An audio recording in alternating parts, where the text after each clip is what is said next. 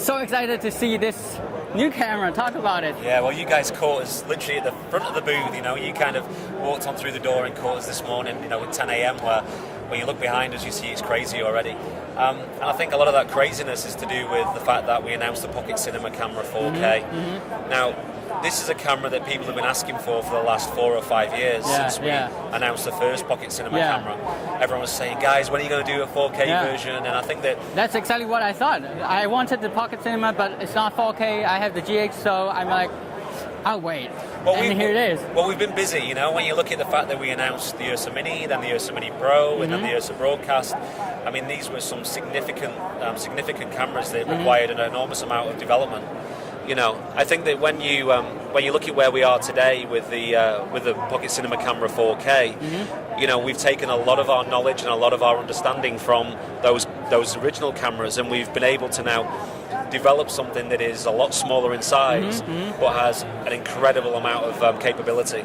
Yeah, so talk about the specs, like what's interesting about it? Okay, so the key spec on this camera is that it is 13 stops of dynamic range, which gives you all of that great low light performance. Yeah. It's actually dual ISO, so it will shoot natively at 400 ISO, but it will also shoot at 3200 as well as a standard ISO. That seems to be the trend now. That's right. Well, I think that what happens is that, you know, we want to gain as much as we possibly can within our ISO levels, and what we're able to do with this camera now is produce ISO levels all the way up to 25600. You know, which is a phenomenal amount of capability. Certainly when you're looking within a low light. You know, it's a micro 4/3 sensor. Sorry, 4/3 sensor, which means that all those micro 4/3 lenses that people have from their original Pocket Cinema camera will work perfectly. And there'll be no crop factor on those. That's awesome. In addition to that, we've got RAW recording capability, both lossless, 3.1 and 4.1, plus all of the ProRes flavors. We've got the ability to use LUTs, you know, so we're taking that from the Ursa Mini and the Ursa Mini Pro, put that in there.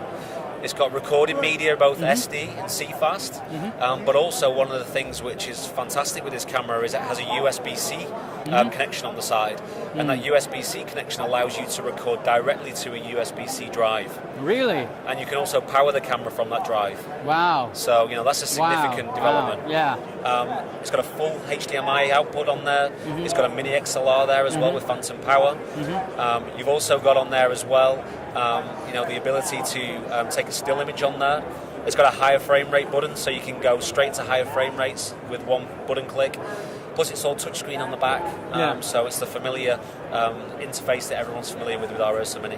So, you know, this is a phenomenal camera with a huge amount of functions and features in there. And I think that, you know, when you start to look at this in terms of practicality, anybody out there who's looking to shoot cinematic work, really kind of get that cinematic feel, cinematic look, but, you know, as a limited budget, you know, this camera's $1,295. Yeah, it's like nothing, almost, like in this line of products. And it also comes with Resolve Studio as well. So, you know, this is a significant breakthrough product for Blackmagic Design.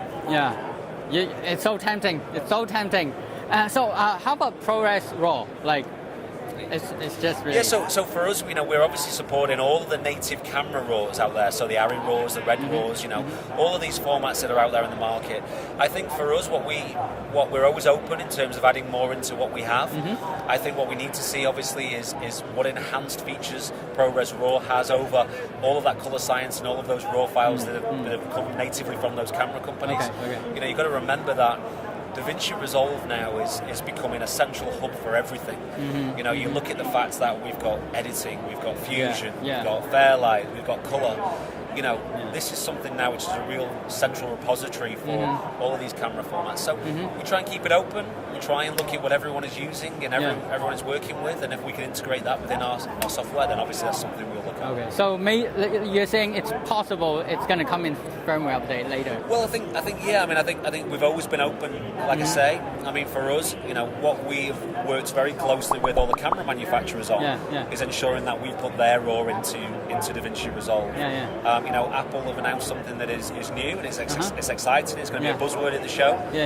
You know, we'll take a look at it. You know, and if there's a demand for it, then obviously, clearly, we'll support it. Thank you. This is awesome. Thank you so much. Thank you.